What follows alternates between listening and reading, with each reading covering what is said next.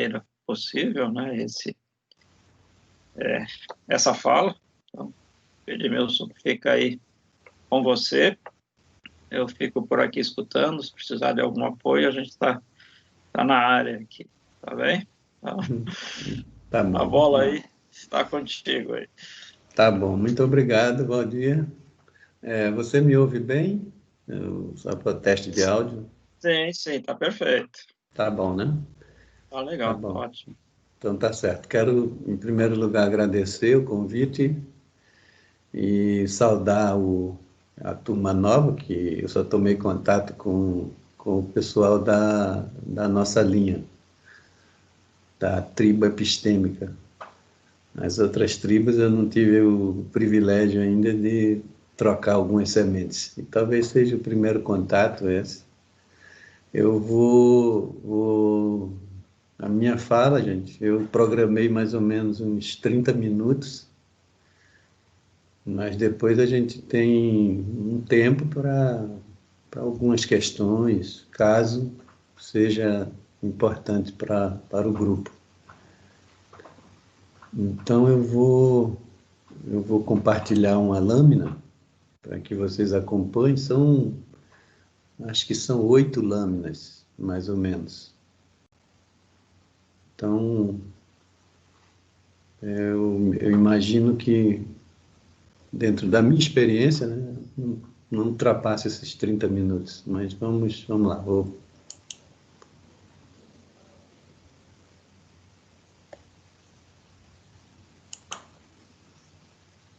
Vocês conseguem ver? Já, né? Conseguem?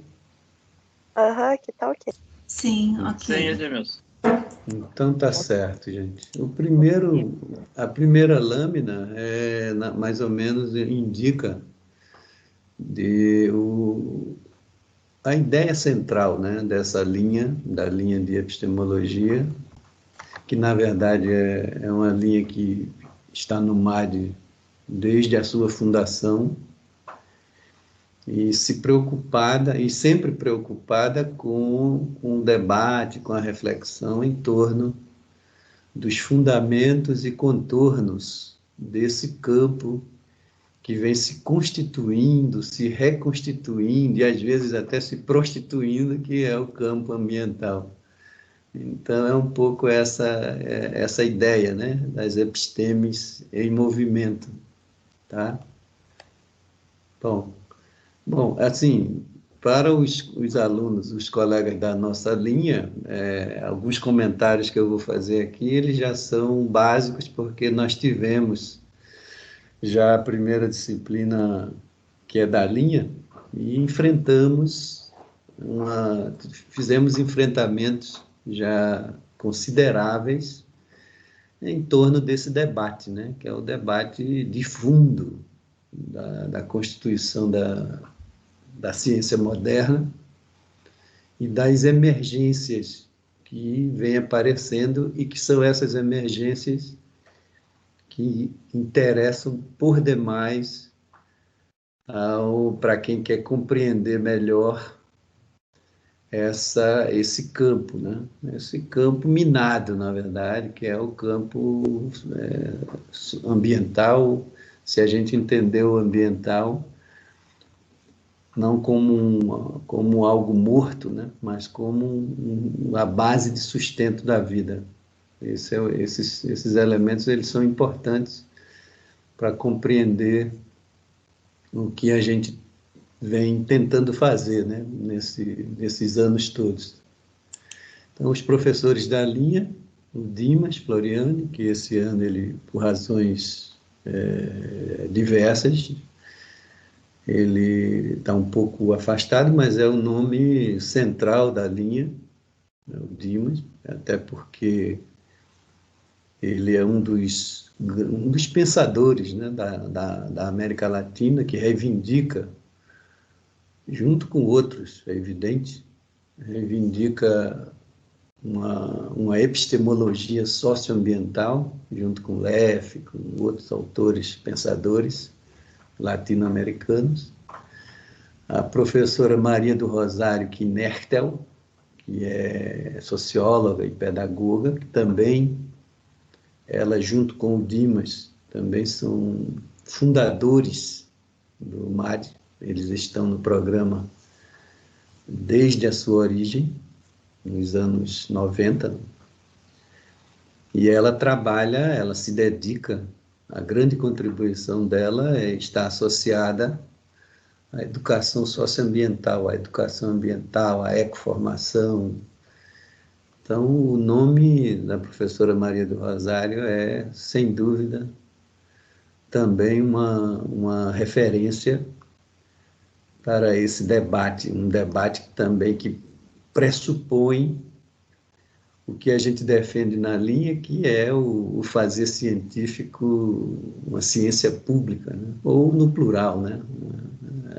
As ciências com essa preocupação de dialogar e se entrelaçar com os anseios e clamores dos grupos, principalmente os grupos que precisam de uma ciência pública. Então, sem dúvida, o nome dela está associado a esse. Depois vem os professores... Eu sou José Edmilson, venho da sociologia, a minha formação de base, e de forma autodidata, eu fui me constituindo como um epistemólogo, que é o que mais me interessa nesses anos todos, é exatamente o que eu falei no início. A minha questão é sempre refletir e pensar sobre os fundamentos e os contornos desse campo que se projeta, né, no contexto global e local dos sistemas de conhecimento e de saberes. A professora Mayra, que chegou mais recente no programa, mas com uma larga experiência na ecossocioeconomia, e que também traz abordagens que nos brinda também com abordagens entrelaçadas com outros campos de conhecimento pela experiência profissional e reflexiva.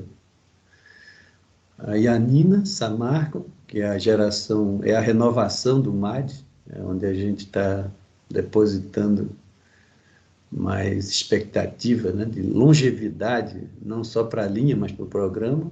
A Yanina, que vem se aliar ao trabalho da Maria do Rosário, em dar continuidade e, evidentemente, com novos olhares, novos autores, novas perspectivas de diálogo com a educação socioambiental. E o Roberto, que também ele circula e tem um campo, um núcleo de interesses muito próximos ao debate epistemológico de fronteira, que é o que nos interessa mais ao MAD, na nossa linha, na verdade.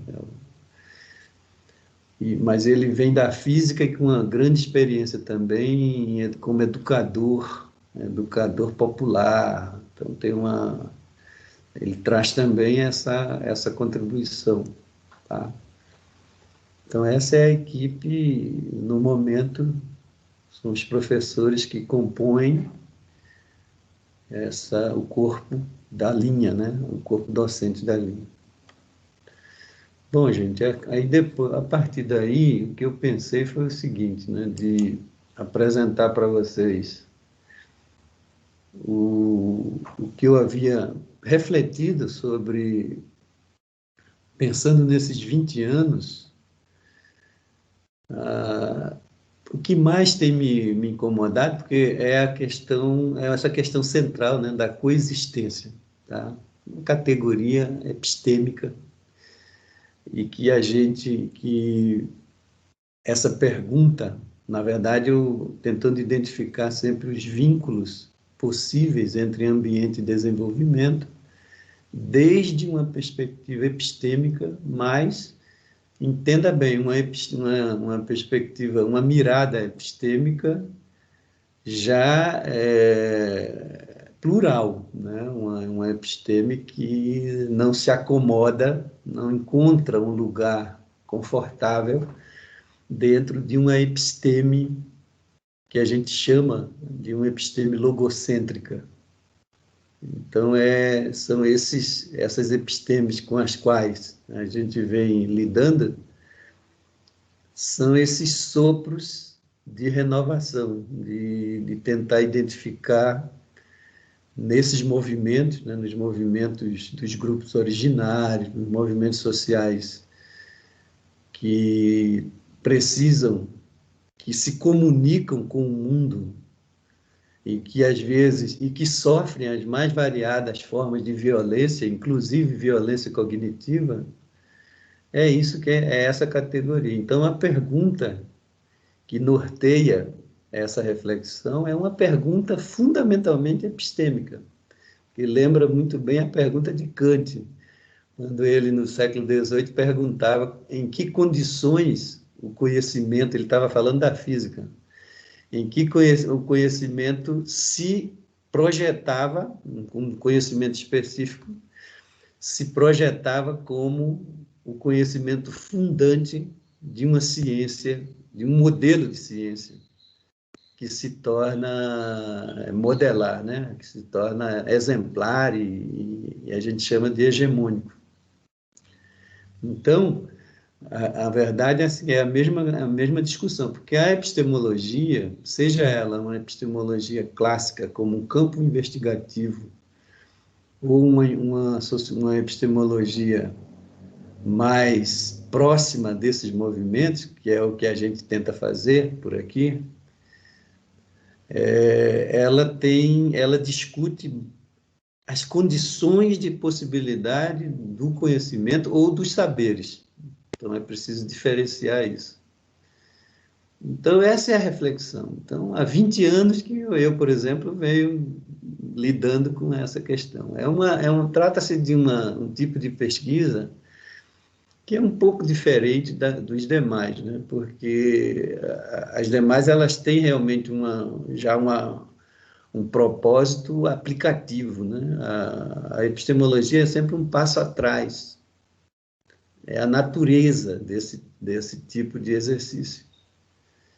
Então, a gente nunca pode se afobar e querer tirar conclusões de maneira muito rápida, porque é a natureza desse tipo de reflexão. Isso porque a gente opera com a epistemologia que dialoga o tempo todo, de maneira muito densa, com esses movimentos, porque nós nunca quisemos produzir um sistema, um regime de verdade, né? Porque uma episteme é um regime de verdade que na verdade, define ou apresenta elementos de validação ou não de determinado conhecimento ou saber. Esse é o grande ponto da epistemologia como campo investigativo. Então, é essa categoria, né?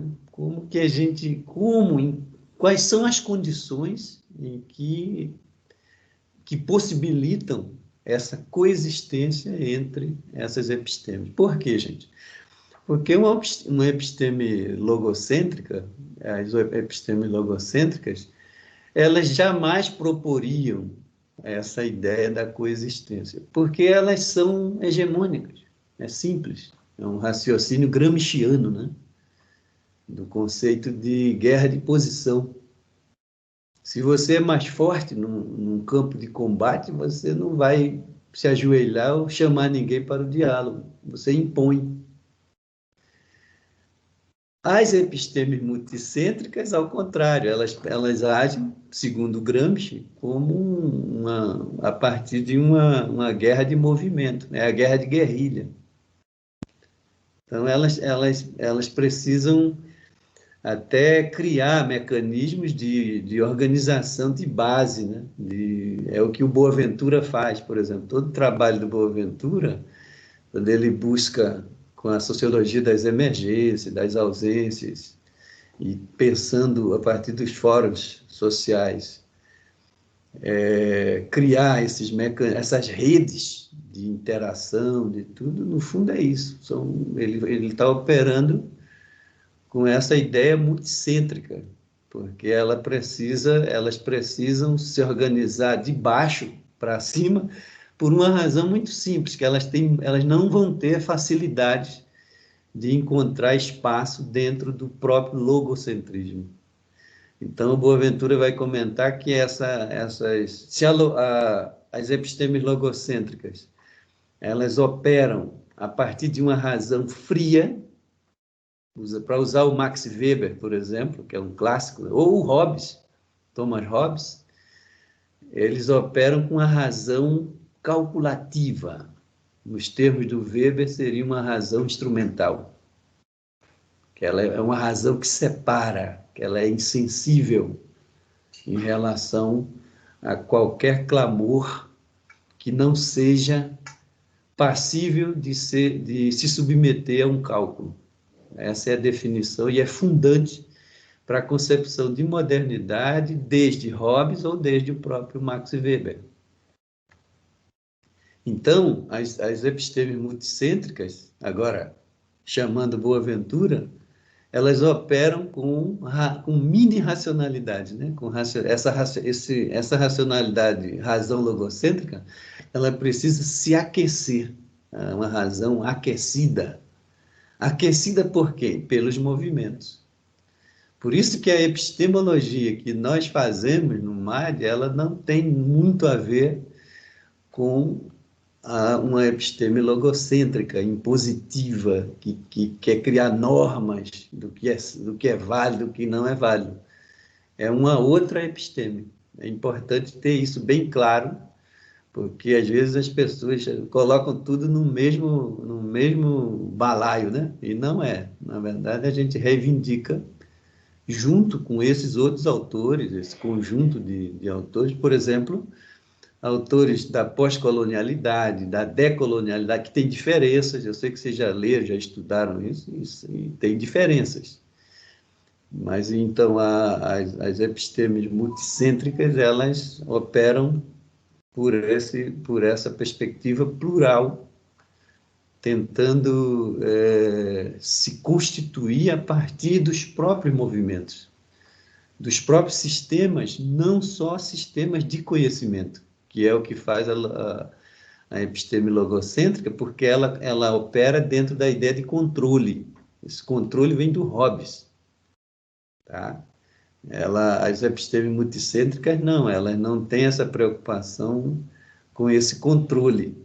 Elas têm uma preocupação de diálogo permanente com os movimentos. Por isso que é outro sistema, é outro regime. Não é um regime de verdade, é um regime de confiança. Porque no regime de verdade existe sempre uma preocupação policialesca da episteme, né? De dizer, por exemplo, de justificar epistemicídios. Uma episteme multicêntrica, não, ela não faz sentido. Pelo contrário, ela tenta enfrentar essa questão dos epistemicídios. Então, a pergunta central é essa, gente, a questão da coexistência, e a forma como ela é elaborada é uma pergunta fundamentalmente epistemológica.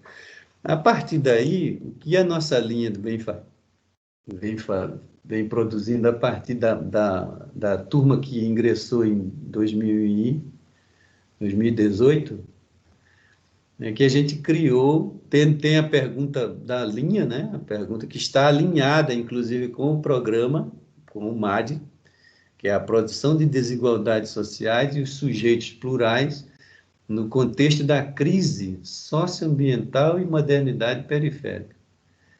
Então, essa seria a pergunta guarda-chuva da linha, mas que cada um dos doutorandos que ingressaram, que ajudaram, estão ajudando a dar corpo a esse sistema, né, que é um sistema de interação societal que nós construímos na linha, que na linguagem weberiana, seria um tipo ideal, né? seria um tipo ideal que serve para inspirar os modelos de análise construídos em cada tese. Então, nós teríamos aqui o sistema hegemônico, o sistema de borda. A gente evitou um pouco de usar margem, mas a rigor é essa a ideia. São os sistemas marginalizados, entregues à própria sorte. São os grupos, aí pensando em termos de vulnerabilidade, inclusive de vulnerabilidade cognitiva. E os sistemas híbridos, que se entrelaçam de maneira mais próxima com os sistemas hegemônicos. Isso em qualquer campo, né? No campo da produção, no campo simbólico, enfim. Então, esse é um produto já que nós elaboramos, que tem servido por demais como fonte inspiradora para os trabalhos de tese, principalmente os trabalhos de tese, que reclamam um tempo maior. Mas eu não vou só passar essa linha geral, porque o que nos interessa mais para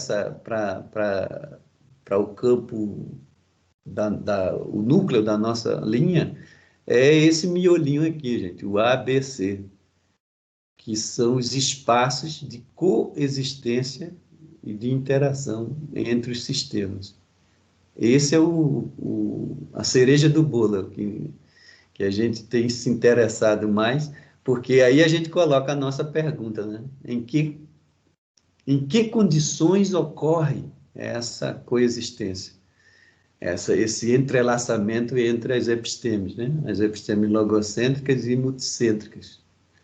Então, a nossa pergunta ela está concentrada aqui, mas é evidente que os doutorandos, eles ajudaram a compor, e conforme o tema que eles estão investigando, eles vão perceber que a pesquisa deles, elas estão mais situadas, ou nessas regiões de conflitos, né? AC, CB, e por aí vai. Depende, então, não é o modelo que impõe o tema, senão a gente ia incorrer na ideia do Procusto, né? Que a teoria, o leito é menor do que o doente.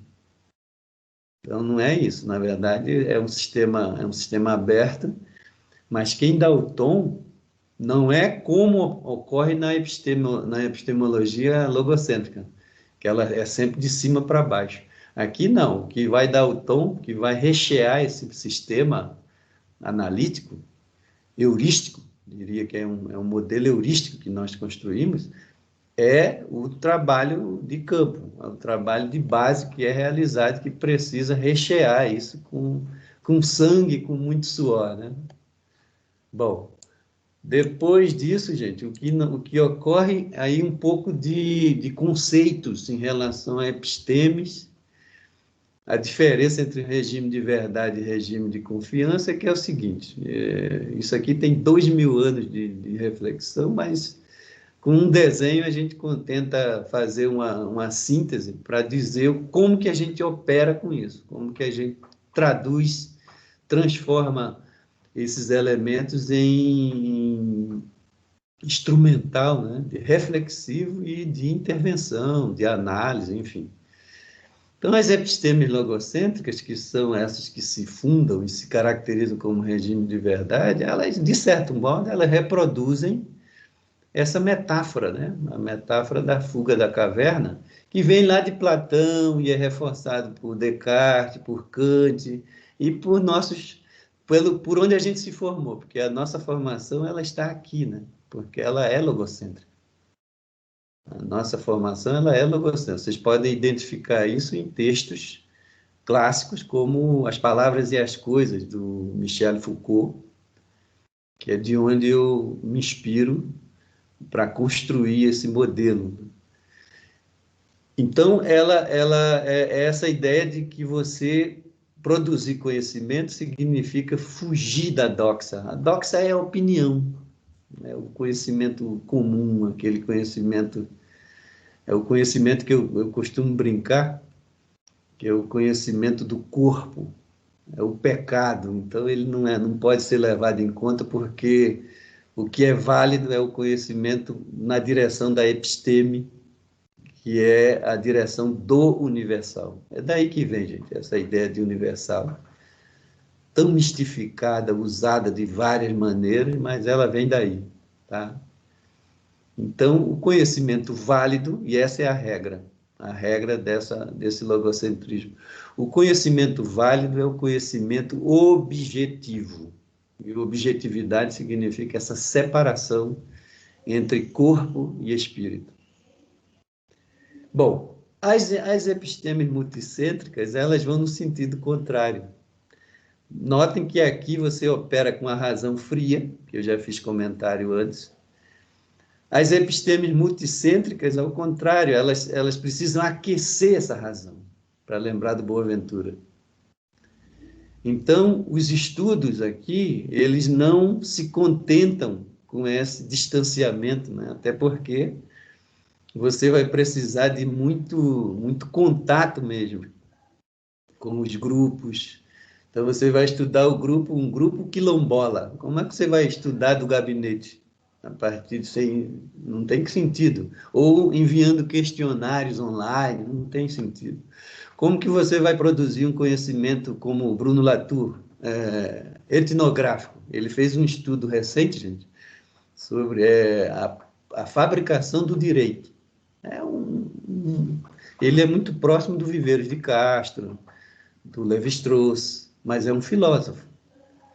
E ele é uma das teses mais brilhantes sobre o campo jurídico, porque ele mostra como que o Conselho de Estado francês fabrica o direito, como é que fabrica sem nenhum tipo com muitos detalhes, né? Como faz o trabalho etnográfico.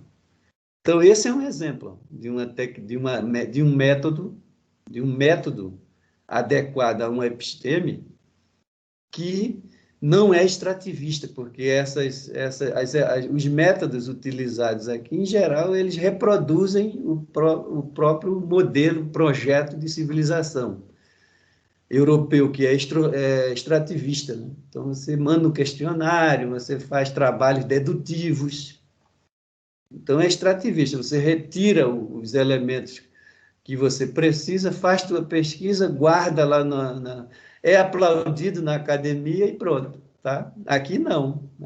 Aqui você tem um envolvimento muito maior, porque uma etnografia você não faz à distância, você não faz a partir de gabinetes, como faziam os primeiros antropólogos do século XIX, que eram antropólogos de gabinete que tinham horror aos nativos, aos grupos originários, dos quais eles tiravam grandes teses completamente distantes, porque eles não queriam, não tinham contato. Então, na verdade, aqui a gente veja claramente, gente, um posicionamento,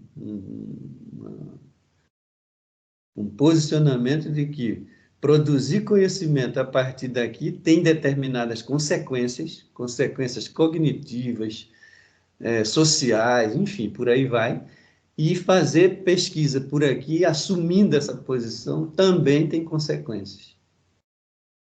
Então, você já coloca em dúvida essa ideia do distanciamento, que reivindica neutralidade, reivindica conhecimento puro, né? No direito tem o livro clássico do Kelsen, que é a teoria pura do direito, que entra nessa perspectiva.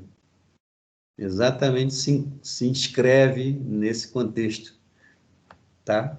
E tem das outras áreas, né? Na sociologia também, o Durkheim, quando ele funda a sociologia, a preocupação dele é dentro dessa perspectiva aqui, de produzir um conhecimento em que o fato social é uma coisa, e o modelo de ciência que ele tem é exatamente esse. E não teria como ser diferente. A gente esperar que fosse diferente. E todos os outros, eu poderia citar vários aqui, mas só esses exemplos mais próximos, só para ilustrar a disputa de sentidos, para lembrar do Bourdieu, né? A disputa de sentidos epistêmicos, que existe aqui. Então, quando a gente assume, quando a gente faz uma pesquisa, por mais que a gente não explicite, ou não saiba, a gente está inscrito nesse debate aqui. Às vezes, em geral, a gente não sabe disso, né? Porque também não é... Às vezes, o campo que a gente atua é tão aplicado que não se preocupa com esses fundamentos, com esses contornos que você reproduz a partir da sua pesquisa. Então, o que eu quero dizer é o seguinte, é que há consequências, sabe? À medida que você se inscreve dentro dessas epistemes, tá bom? Então, essa episteme aqui, gente, multicêntrica, ela se caracteriza mais como um regime de confiança, porque os estudos, eles não vão querer dizer se os movimentos, eles operam com sistemas de saber não válidos. Não faz sentido isso para essa episteme. Porque ela parte de uma base compreensiva. Isso vocês vão encontrar no Leff, no Dimas, no Arthur Escobar, em vários autores, que tem essa base profunda, né? Esse conhecimento profundo de epistemologia. Então, eles produzem esse tipo de conhecimento, eles não têm, como aqui, que tem uma preocupação mais policialesca, como eu já falei. Então, os exemplos aqui, Karl Popper, com o demarcacionismo, né? Ele diz claramente, o Karl Popper, olha, isso que vocês estão fazendo aí, ó, ele fala da psicanálise e do marxismo. Não, isso não é ciência.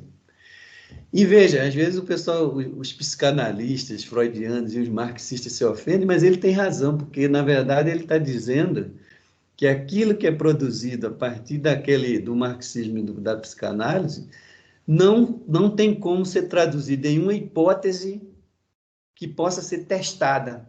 Qualquer questão que você apresenta a partir daquela, ele chama de pseudo-teoria, você explica tudo, entendeu? Então, não é ciência, porque ciência na cabeça na lógica logocêntrica, ela tem que ser um conhecimento, gente, objetivo, que você, de preferência, você elimine qualquer traço de subjetividade, tá?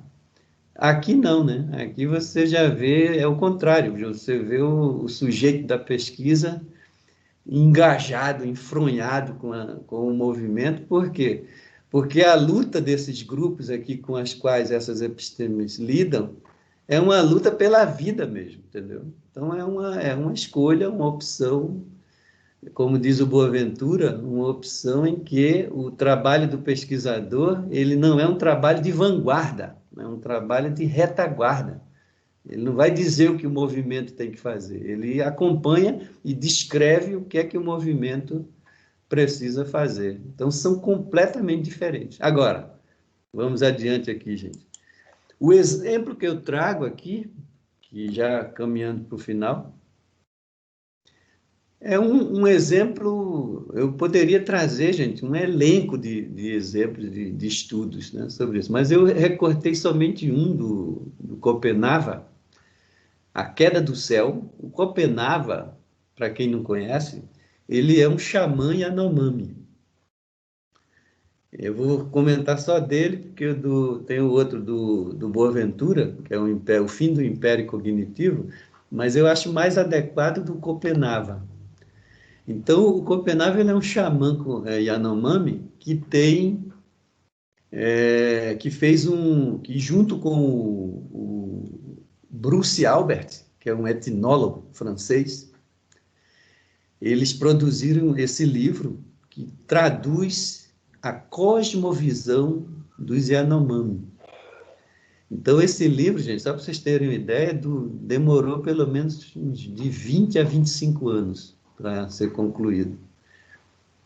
Então, é de uma densidade extraordinária, mas ele ilustra muito bem o que eu chamo de possibilidade de coexistência entre essas epistemes, que, em princípio, são antagônicas, as logocêntricas e as multicêntricas. Nesse caso, tem vários casos, que a gente pode falar em coexistência Não do ponto de vista de projeto político, de desenvolvimento, não, mas do ponto de vista do entrelaçamento entre sistema de conhecimento, que é a antropologia clássica que o Bruce Albert traz, e o sistema de saber, que é a cosmovisão, né, dos Yanomami, é um exemplo muito interessante e inspirador para as nossas pesquisas no MAD, por exemplo. Porque é o seguinte, eu vou me permitir ler aqui, e a partir desse trecho que eu recortei, encerrar, fazer os comentários finais. Então, nos termos dele, né, do Copenhague, nós, Yanomami, defendemos a terra-floresta e suas montanhas. Queremos que continue com saúde inteira. Queremos também que Yanomamis e brancos vivam sem brigar nem guerrear, por causa da terra, do ouro, dos minérios. Queremos que todos possam permanecer vivos, juntos, por muito e muito tempo. Então, vejam, aqui, esse trecho torna visível a cosmovisão Yanomami, uma cosmovisão em que eles se inserem no seu território. Eles são partes constitutivas e constituintes do próprio ambiente. Por quê? Porque a concepção de ambiente que perpassa, isso eles não precisam dizer porque eles vivem, eles não gostam nem de se pronunciar sobre isso. O ambiente para eles é a base de sustento da vida com a sua diversidade. Bom, do outro lado, a gente tem aqui, ó, a questão de guerrear por causa da terra, do território, né? Faz mais sentido falar em território para eles do que terra.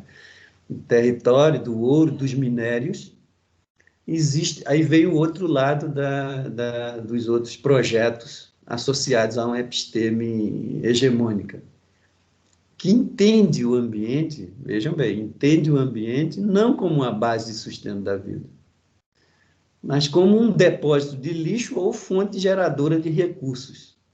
Esse no imaginário hegemônico, e que a gente conhece para pensar, por exemplo, o filho mais jovem do progresso, que é o desenvolvimento, é essa imagem que se tem. E que ela é muito forte dentro das agências, dos órgãos agenciadores de políticas de desenvolvimento, que separa, né? Que entende o ambiente sempre como um trade-off. Se você ganha de um lado, perde do outro, sempre assim, entendeu? Então, a gente vê aí nesse trecho, do ponto de vista de projetos mesmo, de intervenção, a gente vê um antagonismo, percebe claramente um antagonismo, porque os grupos que levam, grupos de governo, junto com corporações, porque a relação das corporações no mundo capitalista, e em particular, né, na modernidade periférica, a relação de corporação e governo é muito incestuosa. Né? Não precisa ser especialista em ciência política para saber disso. Né? É uma relação muito incestuosa. Então, ela é marcada por isso. Então, esses grupos hoje, esse grupo Yanomami, eles, do ponto de vista dessa pesquisa com o Bruce Albert, o que a gente percebe é que, do ponto de vista, aí eu passo já, gente, para a penúltima lâmina, para concluir o seguinte, de forma muito objetiva. Veja, do ponto de vista do desenvolvimento dessa categoria, né, desenvolvimento, não tem como a gente pensar a partir desse encontro das epistemes, a gente perceber qualquer possibilidade de aproximação mesmo. Por quê? Porque do lado de cá você tem uma concepção de desenvolvimento centrada na ideia de colonização e exploração. Porque é isso que essa base material é que alimenta, né, todo o processo de acumulação, não precisa ser nenhum especialista para saber disso. Então, essa é a base, é a ideia, a concepção de ambiente. É um ambiente que ele serve para isso, para alimentar essa prática que não tem fim, tá? Do lado de cá, do lado dos Yanomami, não. A ideia de... Eles não falam em desenvolvimento, mas eles falam mais em convivencialidade, né? É o termo o título do livro do Illich, eu até coloquei embaixo aqui, do Ivan Illich, que é a convivencialidade, que opera com outra razão, uma razão substantiva, não uma razão instrumental. Vocês percebem aí o antagonismo, mas é um modelo analítico que você pode se utilizar para interpretar situações concretas. A concepção de ambiente, sempre uma concepção dentro de uma ética utilitária, é óbvio, e do lado de cá não, né? Uma ética holística. Por exemplo, saindo um pouco dos Yanomami, os Mapuche, né? O próprio nome deles já traduz um pouco o holismo, como eles vivem, que eles também não gostam de falar sobre isso. Mapu quer dizer universo e Che quer dizer ser humano. Ser humano dentro do universo Mapuche. E que eles não querem ser hegemônicos, não querem que todo mundo seja igual a eles. Não é diferente essa episteme que serve de base para orientar as práticas, os sistemas de práticas desses grupos. E, por último, aí a gente tem que render uma homenagem ao Bruce Albert, porque em se tratando de sistema de conhecimento e sistema de saber, aí a gente pode falar em coexistência.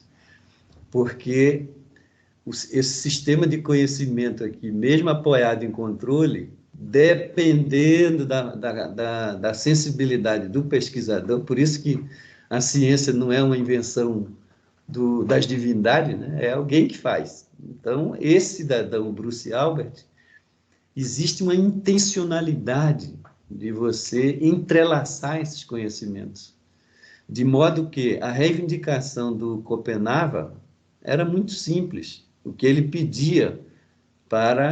pede para o Bruce Albert fazer, de divulgar sem distorcer, sem querer explicar, porque o problema, um dos vícios nossos aqui é que a gente sempre quer explicar, né? Quer se apoiar em teoria de fora para explicar a vida dos caras, né? E ele pedia o seguinte, ele pedia que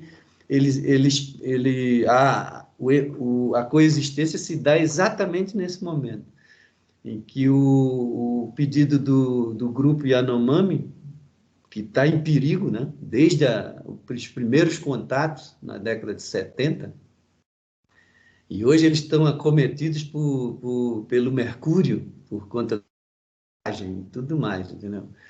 Então ele pedia o seguinte, ele pedia que divulgasse, olha o pleito dessa episteme do lado de cá, solicitando uma divulgação da sua cosmovisão.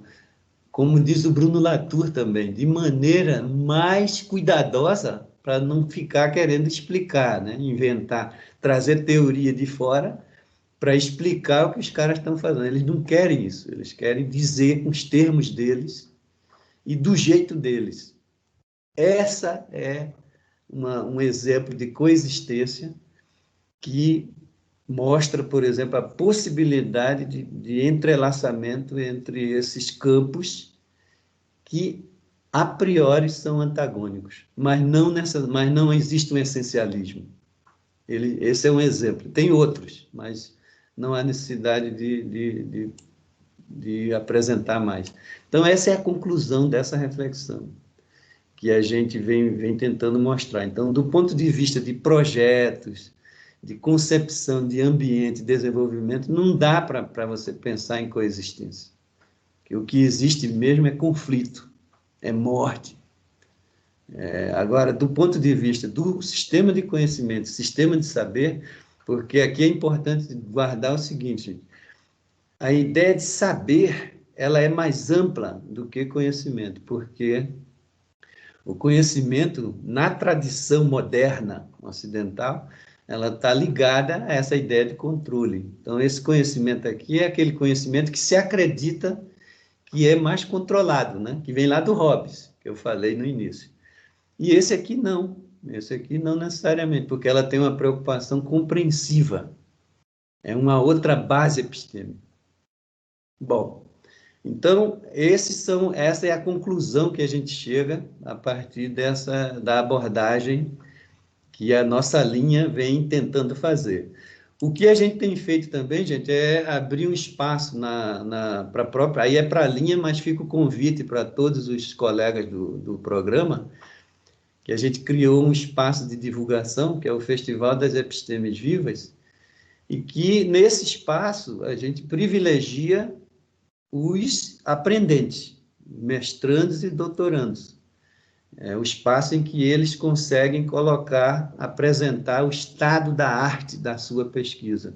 Então, sempre às quintas-feiras, a gente faz esse evento, até porque, para esse momento pandêmico, um momento de muita sensibilidade, dificuldade, a gente criar, a despeito da distância pelo isolamento social, a gente criar e manter esses ambientes de troca de sementes para que se mantenha viva esse desejo, né, de produzir conhecimento que faça sentido, não só para o pesquisador, né, mas para a sociedade. Tá bom? Bom, aí os colegas, os pesquisadores, os alunos que estão da turma de 2018, a Giovana, a Denise, que é pós-doutoranda, o Roberto, a Giovana é da Sociologia, a Denise é bióloga, o Roberto é do Direito, o Diego é da Gestão Ambiental, trabalhando com saúde, em territórios de saúde, bem interessante o trabalho dele. A Rívia, na questão da água, vem da Biologia, e a Débora, que é pós-doutoranda, ela tem colaborado muito com a linha, por conta da formação, ela vem do direito e da filosofia. Então, traz muitos lampejos para a discussão e o debate que a gente vem fazendo ao longo desses anos. Então, fica o convite, principalmente nessa lâmina do Festival das Epistemes. Quem alguém tiver interesse de participar ou de mostrar seu trabalho, porque vocês perceberam que o debate epistemológico ele atravessa qualquer sistema de prática, porque não existe sistema de prática que não maneja conhecimentos, em qualquer domínio da vida associativa. Então, sempre há uma possibilidade de você, dependendo do seu interesse, dos seus pendores intelectuais, de você fazer essas perguntas antes da pesquisa, né? Para entender os fundamentos e os contornos de um campo investigativo. É isso, eu quero agradecer ao Valdir e devolver a palavra para ele, para o grupo. É isso. Obrigado, Edmilson, aí pelas falas.